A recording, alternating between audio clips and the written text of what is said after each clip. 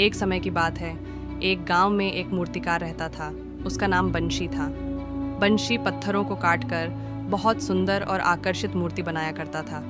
बंशी से लोग दूसरे राज्य से भी मूर्तियां बनवाने आया करते थे।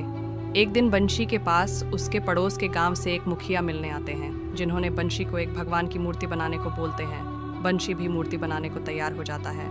अब बंशी को मूर्ति बनाने के लिए एक पत्थर की आवश्यकता होती है। पत्थर की तलाश में बंशी जंगल के रास्ते पहाड़ों के पास चला जाता है।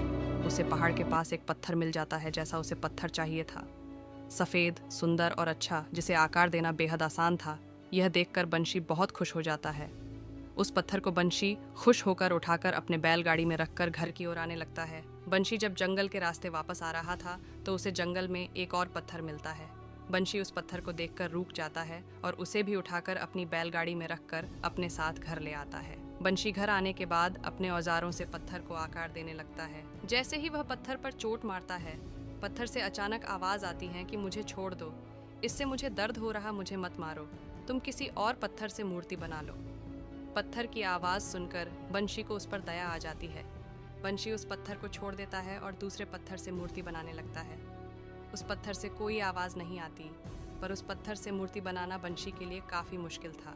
बंशी को मुखिया जी को एक ही मूर्ति देना था, इसीलिए बंशी रात भर काम कर उस पत्थर से एक भगवान की बहुत ही सुंदर मूर्ति बना लेता है। बंशी की उस बनाई हुई मूर्ति को देखकर मुखिया जी बहुत प्रसन्न होते हैं और बंशी को मुंह मांगी कीमत देकर अपने साथ भगवान की मूर्ति ले जाने लगते हैं। तभी मुखिया जी की नज़र बंशी के घर पर रखे उस पत्थर पर पड़ती है। मुखिया जी सोचते हैं, मूर्ति के पास नारियल तोड़ने के लिए एक पत्थर की भी आवश्यकता पड़ेगी, क्यों ना उस पत्थर को भी बंशी से खरीद लूं।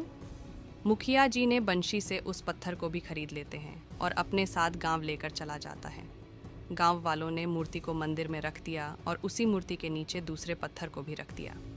जब मंदिर में लोग पूजा करने के लिए आते तो वह मूर्ति पर दूध, फूल और पानी चढ़ाते और नीचे रखे उस पत्थर पर लोग नारियल को फोड़ते थे।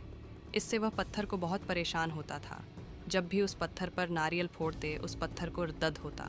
एक दिन नीचे रखे पत्थर ने उस भगवान की मूर्ति बने पत्थर से बोलता है, तुम पर लोग लड्डू का भोग लगाते हैं, तुम्हें लोग दूध से नहलाते हैं, और मेरी किस्मत देखो, मुझ पर लोग आते हैं और कितना दुष्ट व्यवहार करते हैं। मुझ पर नारियल तोड़कर उसका पानी भी तुम पर चढ़ाते हैं। इस पर मूर्ति बने उस पत्थर ने बोला, जब मूर्तिकार तुम्हें मूर्ति बनाने के लिए अपने औजारों से वार किया तो तुमने उस वक्त के दर्द से इनकार कर दिए। अगर तुम उस समय ऐसा नहीं करते तो शायद जो आज सुख मुझे मिल रहा है, लड्डू और मेवे की, वह तुम्हारी किस्मत में होती, पर तुम थोड़ी देर का दुहक नहीं सह पाए, तो इस वजह से अब पूरी ज़िंदगी नारियल के वार से दुहक झेलो।